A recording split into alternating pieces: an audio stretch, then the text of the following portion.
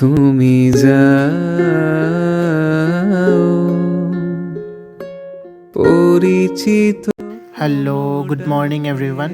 আমি আবারও চলে এসেছি। দুদিন ধরে খুব বৃষ্টি হচ্ছে। আজকে সকাল থেকেও সেই বৃষ্টি। এই বৃষ্টি দেখে খিচুড়ি খেতে বেশ ইচ্ছে হচ্ছিল। যেমন ইচ্ছে তেমন কাজ, বানানো শুরু খিচুড়ি। এই বৃষ্টি পড়লেই গরম গরম খিচুড়ি খাওয়ার ইচ্ছেটা যেন বেড়ে যায়। তোমাদের কার কার বৃষ্টির দিনে খিচুড়ি খেতে ভালো লাগে কমেন্টে জানিও কিন্তু আমাকে। এই তো তোমাদের সাথে গল্প করতে করতে আমার খিচুড়িও হয়ে গেছে। সম্বাস দেওয়ার পর কি সুন্দর একটা গন্ধ বেরিয়েছে। খিচুড়ির সাথে খাবার জন্য বানিয়ে নিচ্ছি লাবড়া, আর বানাবো হচ্ছে মিষ্টি কুমড় আর পটল ভাজা আর পাঁপড়। সম্বাসে সব সবজি দিয়ে দিলাম সব মশলা আর নুন।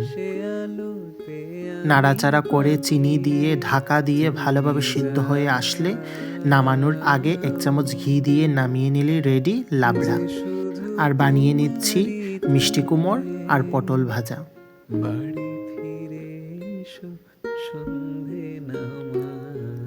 আর সাথে পাঁপড়ও ভেজে নিলাম।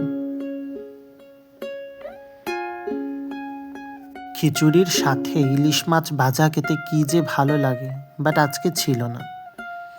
আর এদিকে আমি আমার জন্য খিচুড়ি বেড়ে নিলাম।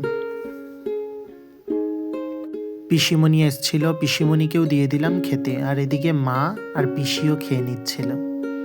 আর এদিকে আমিও বসে পড়লাম খাওয়ার জন্য। সত্যি অসাধারণ হয়েছে খেতে। আর খেতে বেশ ভালো লাগছে, কারণ এদিকে বৃষ্টি পড়ছিল আর এদিকে আমরা খাচ্ছিলাম।